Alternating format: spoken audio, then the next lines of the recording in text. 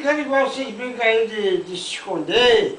E lá tinha um matagal grande, quase uma mata. Aí um deles, um dos meus primos, já morreu até.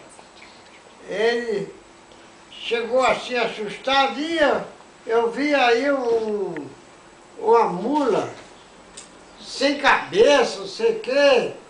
Aí todo mundo disse, não existe isso.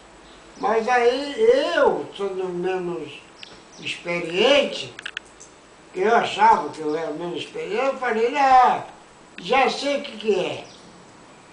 Deve ser a árvore feita aquele ramo grosso, grande assim, e dá o feitio do corpo do animal. E não tinha cabeça. Aí não é isso, aí fomos tirando a conclusão que realmente era aquilo mesmo. Não era a mula sem cabeça. Aí a gente ficava sacaneando ele.